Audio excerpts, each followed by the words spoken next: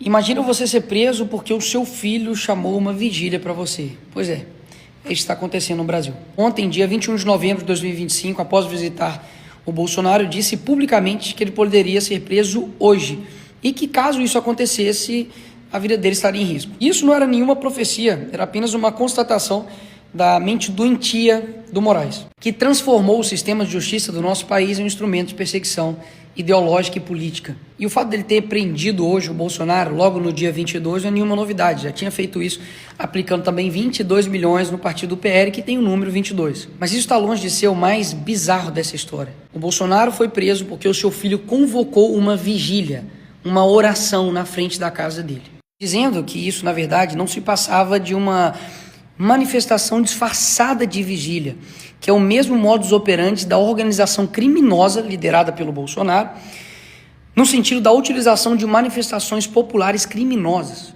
Peraí, então quer dizer que toda manifestação que foi convocada pelo Bolsonaro eram manifestações criminosas. Tirando o dia 8, que foi uma baderna, coisa que a esquerda também já fez a vida inteira e nunca foi responsabilizada por isso, me fala algum outro evento da direita, manifestação, convocação de vigília, ali na frente do STF, na Praça dos Três Poderes, ou em São Paulo, Rio de Janeiro, que teve uma janela quebrada. Zero. E Moraes continua dizendo que essa vigília indica uma alta possibilidade de tentativa de fuga. Que o Brasil virou filme agora? Bolsonaro ia vestir de Brasil, ia colocar uma máscara, ia sair no meio do povo, já que estava todo mundo igual. Ou virou o quê? La Casa de Papel? E o pior, eles estão usando que a tentativa do Bolsonaro de tirar a tornozeleira eletrônica era para ele poder fugir, no meio da manifestação. Aí eu tenho duas perguntas para você. O evento estava marcado para as 19 horas do dia 22. Quem em sã consciência que quer usar uma vigília para poder fugir, tira a tornozeleira 17 horas antes? Quem? E o mais importante, que enterra de vez essa narrativa de que a prisão dele foi decretada no dia 21/11, ou seja, o que aconteceu depois da tornozeleira, tentou tirar ou não, não importa, a prisão já estava decretada no próprio dia 21. E não é de hoje que o Alexandre de Moraes tenta criar essa narrativa de que tudo que a direita faz é para poder corroborar com uma organização criminosa na qual o Bolsonaro é o mandante. Ano passado, ele fez busca e apreensão em um padre. E dá só uma olhada qual foi o crime dele. Criado uma oração ao golpe. No que consistia isso? Ele estava pedindo para todos os brasileiros, católicos e evangélicos, incluam os nomes do ministro da Defesa e outros 16 generais 4 estrelas nas preces, nas orações. Repito, um padre recebeu busca e apreensão na sua casa por oração ao golpe. Ou seja, pode manifestações de qualquer tipo de natureza. Pode ter a CUT invadindo e quebrando o Congresso. Pode ter marcha da maconha, marcha para Satanás, manifestação em prol dos bandidos que morreram. Isso porque até agora eu nem citei a Constituição Federal, que é muito clara. É livre a manifestação do pensamento. Todos podem reunir-se pacificamente sem armas em locais abertos ao público, independentemente de autorização, desde que não frustrem outra reunião anteriormente convocada para o mesmo local.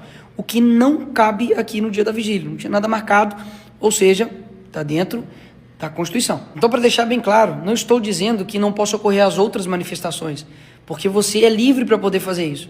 Só que por que cargas d'água quando é uma manifestação que, na verdade, era uma vigília para poder orar? Aí não pode. E é considerado uma manifestação criminosa.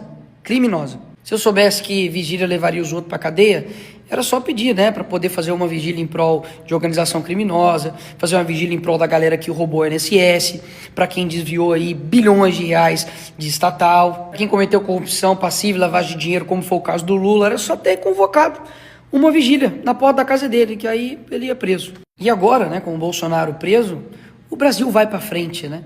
O Brasil vai deixar de ter desvio de emenda, o Brasil vai ter uma saúde de qualidade, vai ter uma segurança que realmente funcione, vai parar de ter roubo, vai parar de ter furto, a Amazônia vai parar de ter queimada, vai parar de jorrar dinheiro da Lei Rouanet para artistas, que é o seu dinheiro sendo torrado para eles poderem fazer seus shows, os aposentados vão parar de ser roubados, os criminosos vão entregar as suas armas e, enfim, finalmente vamos ter um país digno. Porque, afinal de contas, como é pintado, ele é o culpado de tudo, né?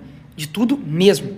E sabe por que isso não vai acontecer? Óbvio, porque ele não é o culpado de tudo isso. Parece óbvio, mas o óbvio tem que ser dito.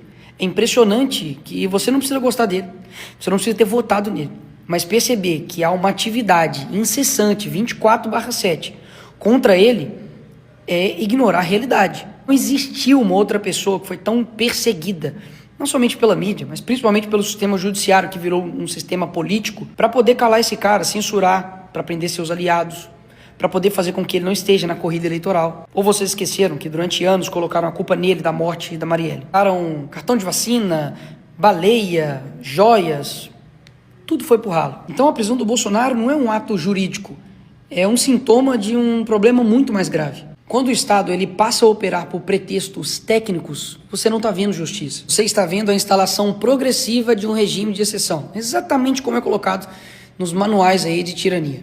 É sempre assim, primeiro eles criam um inimigo a ser esmagado e depois eles moldam a lei para poder justificar esse esmagamento. A partir daí a população em geral, você, eu, todos nós, viramos refém de um sistema que usa a lei não com base em princípios, mas sim por conveniência. Então não se trata de defender o Bolsonaro apenas. Isso na verdade é a ingenuidade de um povo que só percebe o que está acontecendo quando a porta deles de fato é arrombada.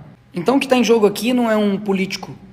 O que está em jogo é a fronteira entre a civilização e a tirania. E quando o Estado decide que pode tudo, até mesmo modificar a lei para poder perseguir seus desafetos políticos, você já está dentro da tirania, mas ainda não percebeu.